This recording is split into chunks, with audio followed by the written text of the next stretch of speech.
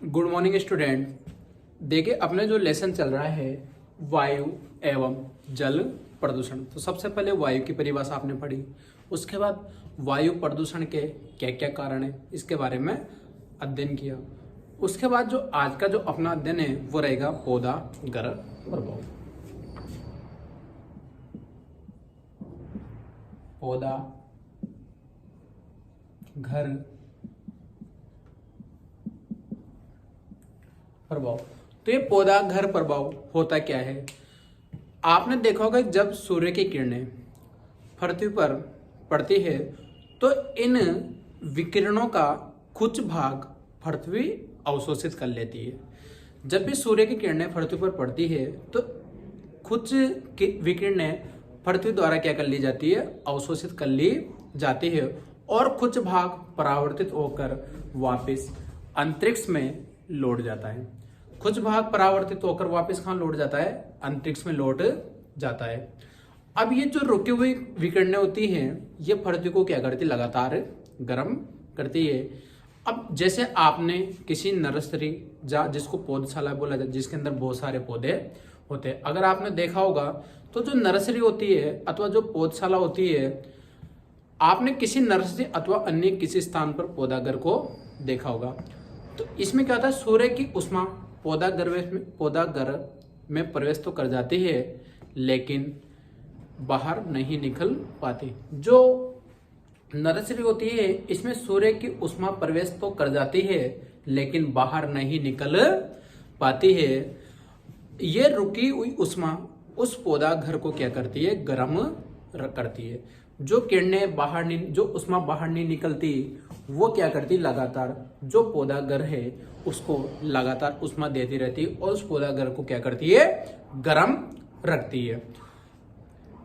पृथ्वी के वायुमंडल द्वारा रोके गए विकिरण यही कार्य करते हैं। जिस प्रकार उष्मा पौधा घर को गर्म रखती है उसी प्रकार जो विकिरणें होती है जो पृथ्वी पर रुक जाती है वो भी लगातार क्या करती है, पृथ्वी को गर्म करती है। और जब पृथ्वी गर्म होगी तो धीरे धीरे पृथ्वी का जो टेम्परेचर है वो लगातार क्या होगा, बढ़ता चला जाएगा। और जब पृथ्वी का टेम्परेचर बढ़ जाएगा तो जो ग्लेशियर है, जो बर्फ के ग्लेशियर है, वो धीरे धीरे किस में बदल जाएंगे, पानी में बदल जाएंगे। तो आसपास का जो जल का जो एरिया है वो लगातार क्या होगा, बढ़ता चला जाएगा। तो पृथ्वी के वायुमंडल द्वारा रोके गए विकिरण यही कार्य करते हैं। तो पृथ्वी के जितने भी पृथ्वी का जो वायुमंडल है तो जो किरणें रोकी जाती है वो क्या करती है, उसको गर्म करने का कार्य करती है। कौन? सूर्य की किरणें। और इसे ही पौधा घर प्रभाव कहता है। जैसे पौधा मैंने आपको समझाया था कि जो पौधा है, पौधा के अंदर सूर्य की विकिरणें मतलब जो उष्मा होती है वो प्रवेश तो कर जाती है लेकिन बाहर नहीं आ पाती। इससे क्या होता है कि जो पौधा है, जो ग्रह है वो क्या होता है, हमेशा मतलब गर्म रहता है। यही कार्य क्या करते हैं, विकिरणें। कुछ विकिरणें जो पृथ्वी पर रह जाती है वो धीरे धीरे पृथ्वी को गर्म करने का कार्य करती है। इस प्रभाव के लिए सबसे उत्तरदायी गैस है CO2, कार्बन डाइऑक्साइड। तो इस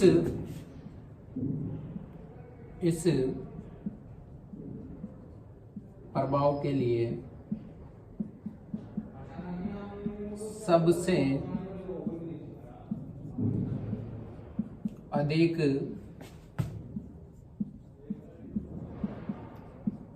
उत्तरदायी गैस CO2, कार्बन डाइऑक्साइड है। तो अगर आपने पढ़ा था कि जो पौधे हैं उनको पौधों के लिए प्रकाश संश्लेषण के लिए CO2 गैस की आवश्यकता होती है, लेकिन अगर ये अधिक मात्रा में होती है तो ये एक परत वायुमंडल में एक परत के रूप में जम जाती है और ये क्या करती है, जो भी सूर्य की किरणें जो परावर्तित होती है उन किरणों को वायुमंडल में जाने से रोकती है। और जब वायुमंडल में किरणें नहीं जा पाएगी तो वो वापस जो पृथ्वी है उसको क्या करती है, गर्म करने का कार्य करती है। इससे क्या होता है, जो पृथ्वी है उसका तापमान क्या हो रहा है, लगातार बढ़ रहा है। और पृथ्वी का तापमान बढ़ रहा है तो धीरे धीरे जो हिम ग्लेशियर है, जो बर्फ के चट्टाने वगैरह जो पहाड़ है वो धीरे धीरे किसमें, जल के रूप में बदल रहे हैं। और जो आसपास का जो तटीय एरिया है उसको क्या करने, जल स्तर या जलमग्न होने का कार्य हो रहा है। तो इस प्रभाव के लिए उत्तरदायी गैसों में सबसे अधिक है CO2। परंतु यदि वायु में CO2 की अधिकता हो जाए तो ये एक प्रदूषक की भांति कार्य करती है। अगर वायुमंडल में CO2 की अधिक मात्रा हो जाती है तो यह एक प्रदूषक का कार्य करती है। अब बात करते हैं ग्लोबल वार्मिंग। तो ये आपका पौधा गर्भ प्रभाव था। अब बात करते हैं ग्लोबल वार्मिंग। ग्लोबल वार्मिंग जिसको बोला जाता है विश्व उष्ण। विश्व उष्ण। देखिए, जब CO2 वायुमंडल के में परत के रूप में जम जाती है तो ये ऊष्मा को क्या कर लेती है, उस समय रोक लेती है और उसे वायुमंडल में नहीं जाने देती। जो ऊष्मा को जो विकिरणें हैं, उस विकिरणें की जो ऊष्मा है उसको वायुमंडल में जाने से रोक लेती है CO2 गैस। परिणाम स्वरूप क्या होगा, तो वायुमंडल के औसत ताप में क्या हो रही है, लगातार निरंतर वृद्धि हो रही है। जब CO2 गैस जो ऊष्मा को बाहर नहीं जाने देती है तो इसका क्या प्रभाव पड़ेगा, इसका यह प्रभाव पड़ेगा कि जो जब पृथ्वी धीरे धीरे गर्म होगी तो इसका जो टेम्परेचर है, जो तापमान है, वो भी लगातार धीरे धीरे क्या हो जाएगा, वृद्धि हो जाएगा। इसे विश्व उष्ण कहा जाता है। तो विश्व उष्ण किसे कहा जाता है कि जब CO2 ऊष्मा को रोक लेती है और वायुमंडल में नहीं जाने देती है, परिणाम स्वरूप वायुमंडल के औसत ताप में क्या हो रही है, निरंतर वृद्धि हो रही है। और इसी घटना को क्या कहा जाता है, ग्लोबल वार्मिंग कहा जाता है। तो लिख सकते हैं कि जब CO2 ऊष्मा को रोक लेती, जब CO2 ऊष्मा को रोक लेती है और वायुमंडल में नहीं जाने देती है और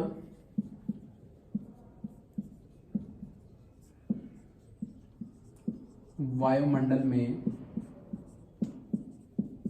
नहीं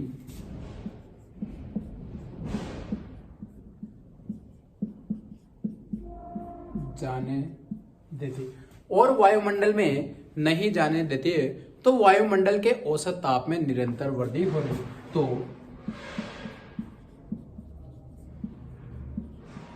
वायुमंडल के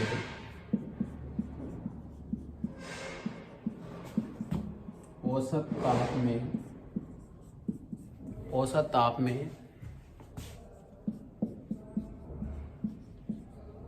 निरंतर वृद्धि हो रही, तो वायुमंडल का जो औसत ताप है उसमें निरंतर क्या हो रही है, वृद्धि हो। और इस घटना को किस नाम से जाना जाता है, ग्लोबल वार्मिंग या विश्व उष्ण के नाम से जाना जा रहा है। अब इसमें CO2 के साथ कुछ गैसें भी हैं, जैसे मेथेन है, नाइट्रस है, ऑक्साइड है और अन्य गैसें भी इस प्रभाव में योगदान देती है। तो कार्बन डाइऑक्साइड के साथ साथ इसमें कुछ अन्य गैसें भी हैं, जैसे नाम लिख सकते हैं मेथेन गैस, इसके अलावा ऑक्साइड,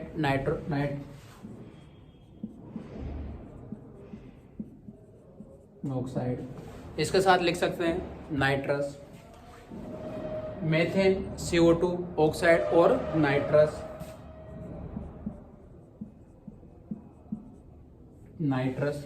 आदि। Methane gas, oxide gas, nitrous आदि ये गैसें भी क्या करती है, CO2 मतलब जो ग्लोबल वार्मिंग है उसके लिए उत्तरदायी है। तो आपको ध्यान रखना है कि जब जब पृथ्वी का तापमान बढ़ेगा तो जो हिम क्षेत्र है तो वहां पर जो बर्फ है वो बर्फ धीरे धीरे पिघलेगी और पिघलने के बाद जो आसपास का जो एरिया है वो एरिया जलमग्न होने का खतरा।